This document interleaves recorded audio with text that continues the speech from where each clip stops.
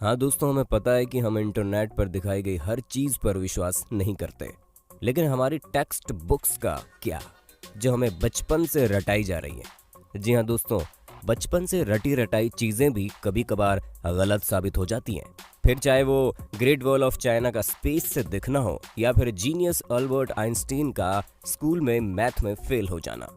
इसलिए दोस्तों, दिल थाम कर बैठिए, क्योंकि आज हम आपको उन झूठ के बारे में बताने वाले हैं जिन्हें आप सदियों से सच मानते आ रहे हैं। और अंत में जो सच्चाई हमने आपके सामने रखी है ना, उसे जानकर आप हंसी से लोटपोट हो जाएंगे। दोस्तों, अगर हम आपसे पूछें कि इजिप्ट में बना पिरामिड किसने बनाया था, तो हमें पता आप यही जवाब देंगे कि इजिप्ट में रहने वाले मजदूरों ने मेहनत करके इस पिरामिड को तैयार किया था। लेकिन हम आपके भ्रम को तोड़ते हुए ये कहना चाहते हैं कि बिल्कुल भी सच नहीं है। असल में इस पिरामिड को बनाने वाले ज्यादातर लोग मजदूर थे ही नहीं। जी हाँ, इस पिरामिड को बनाने के लिए एंशिएंट इजिप्ट की अच्छी खासी पॉपुलेशन ने अपना बढ़ चढ़कर योगदान दिया था, जहाँ करीब 85 सालों तक, जिसमें 2589 बीसी से लेकर 2504 बीसी का समय लगा।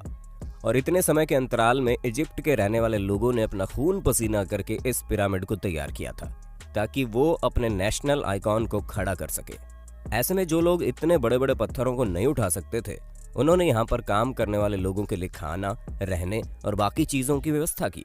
यानी कि हर इंसान ने अपने लेवल का काम किया, जिसमें कुछ लोग सिक्योरिटी के लिए काम करते थे, तो कुछ लोग भारी भरकम पत्थरों को जुटाने के लिए दूर दराज इलाकों में चले जाते थे, ताकि वो अपने नेशनल आइकॉन को खड़ा कर सके। ऐसे में दोस्तों, उनकी मेहनत रंग लाई और ये पिरामिड वाकई में दुनिया भर में जाना जाता है।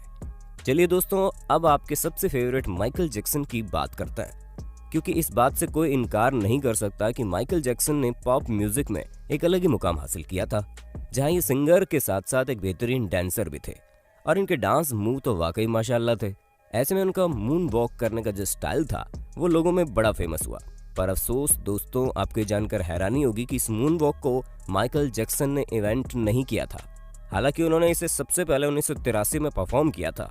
पर दोस्तों, असल में माइकल जैक्सन ने ये मून वॉक कैस्पर कैंडिडेट और कूली जैक्सन से सीखा था, जिन्होंने 1970 में इसे परफॉर्म कर दिया था।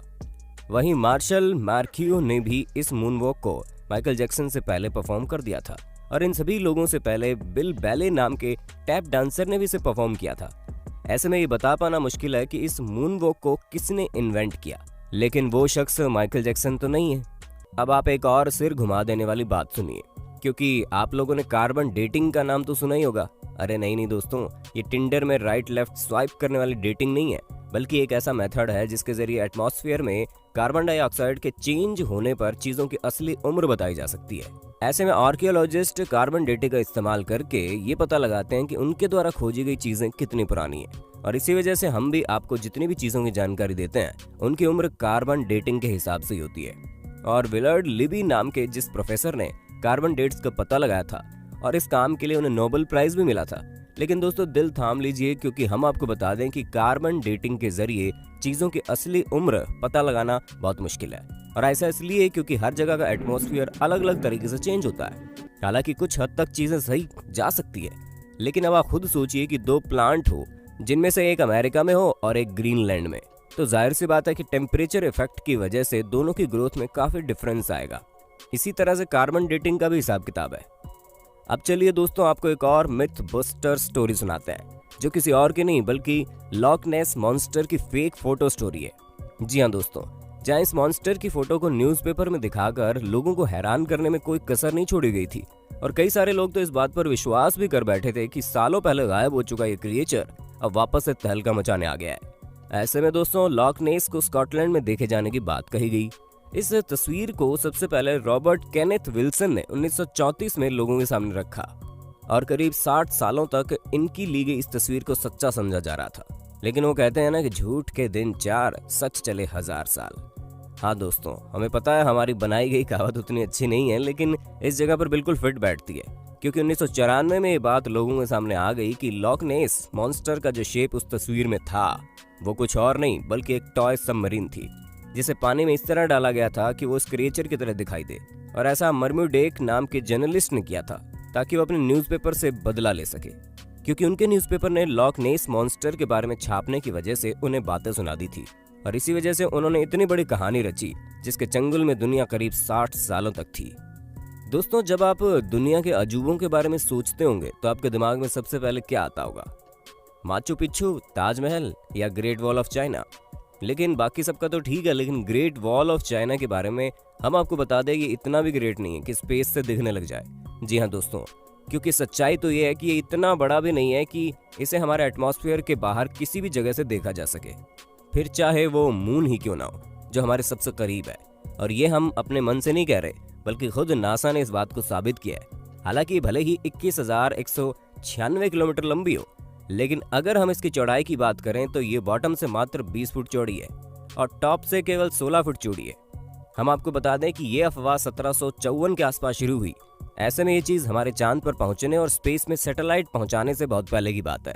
तो ये सिवाय अफवाह के और कुछ नहीं है। अब भले ही हर साल यहाँ पर करोड़ों की संख्या में लोग आते हो, लेकिन अफसोस वो चाइना की जिस दीवार पर खड़े होते हैं वो स्पेस से तो नहीं दिखती। चलिए दोस्तों, चाइना से आप हमें ये बता दो कि दुनिया भर में तहलका मचाने वाला कोरोना वायरस चाइना की किस जगह पर सबसे पहले फैला था? हमें पता है आपको जवाब पता होगा, इसलिए कमेंट बॉक्स में एक भी इंसान का जवाब छूटना नहीं चाहिए। वैसे दोस्तों, जब कभी भी आप वाइकिंग्स के बारे में सोचते होंगे तो आपके दिमाग में सबसे पहले चीज क्या आती होगी? हमें पता है ज्यादातर लोगों को बड़े से जहाज का साइज और सींग निकले हुए हेलमेट याद आते होंगे, पर हम आपको बता दें ये दोनों ही चीजें झूठी हैं, जो कि हमारी मेन स्ट्रीम मीडिया द्वारा हमारे दिमाग में डाली गई। असल में कई सारे हिस्टोरियंस को वाइकिंग्स के समय के टूल्स मिले हैं, जिनमें से एक भी हेलमेट ऐसा नहीं मिला जिसमें सींग लगे हों। हालांकि ये माना जा सकता है कि वो लोग लड़ते टाइम खुद को बचाने के लिए हेलमेट का यूज करते होंगे, लेकिन इसका मतलब ये नहीं है कि उनके हेलमेट में ही डायरेक्ट सींग लगे हों।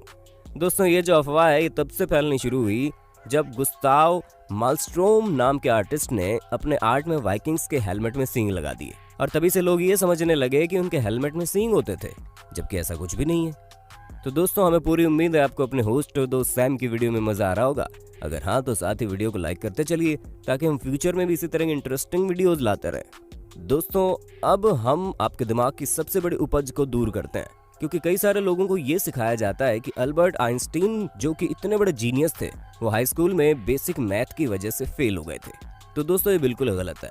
जी हाँ, ऐसा कुछ भी नहीं है, बल्कि आइंस्टीन तो उल्टा मैथ के जीनियस थे, जहां मात्र 15 साल की उम्र में उन्होंने मैथ में अपनी बहुत अच्छी पकड़ बना ली थी। अब दोस्तों, जाहिर सी बात है, जो शख्स फिजिक्स की दुनिया में इतनी बड़ी उपलब्धियां पाया हो, उसे बेसिक मैथ ना आती हो, वो भी हाई स्कूल के समय में, ये चीज थोड़ी सी खटकती है। पर हमें तो बुरा उन लोगों के लिए लगता है जो ये सोचते हैं कि उन्हें मैथ नहीं आएगी, फिर भी वो साइंटिस्ट बन जाएंगे। अरे दोस्तों, साइंटिस्ट बनने के लिए मैथ भी जरूरी है, ठीक उसी तरह जिस तरह सिंगर बनने के लिए अच्छा गाना जरूरी है, और डांसर बनने के लिए अच्छे मूव्स करने जरूरी हैं, क्योंकि ये सभी चीजें बेसिक्स हैं। दोस्तों, हमें पता है आपको इस बारे में कुछ भी पता नहीं होगा, लेकिन हम आपको बता दें कि 19वीं सदी के मध्य में अमेरिका में एक बहुत बड़ी अफवाह चली थी, जहां पर सिगरेट बेचने वाली कंपनियां एडवर्टीजमेंट में कहती थीं कि सिगरेट सेहत के लिए अच्छी होती है। जी हाँ दोस्तों, हैरान मत होइए, एक्चुअल में ऐसा होता था क्योंकि कुछ कंपनियां ये तक कहती थी कि डेंटिस्ट खुद लोगों को सिगरेट पीने की सलाह देते हैं और ये सेहत के लिए बहुत अच्छी होती हैं, जिससे टेंशन वगैरह भी कम होता है। और इस तरह के कई सारे एड कैंपेन उस समय चल रहे थे, जिसकी वजह से अमेरिका के करीब 45% लोग सिगरेट की लत लगा चुके थे। हालांकि अभी भी अमेरिका में सिगरेट पीने वालों की कोई कमी नहीं है, लेकिन उस समय पूरे 45% लोग सिगरेट पीते थे, यानी कि करीब 7 करोड़ लोग तो केवल सिगरेट ही पिया करते थे। वो तो बाद में पता चला कि ये सेहत के लिए हानिकारक है, जिससे भगवान आपको अपने पास जल्दी बुला लेते हैं, और इसी वजह से लोगों ने मरने के डर के कारण सिगरेट को टाटा बाय बाय कहना जरूरी समझा। पर शायद अभी भी कुछ लोग इस बात को नहीं समझते हैं। दोस्तों, आज के लिए बस इतना ही। उम्मीद है आपको हमारी वीडियो पसंद आई होगी। अगर हाँ तो इस वीडियो के बारे में हमें कमेंट करके जरूर बताना, और ऐसे इंटरेस्टिंग वीडियोस लगातार देखने के लिए हमारे चैनल को लाइक, शेयर और सब्सक्राइब करना बिल्कुल ना भूलें। धन्यवाद।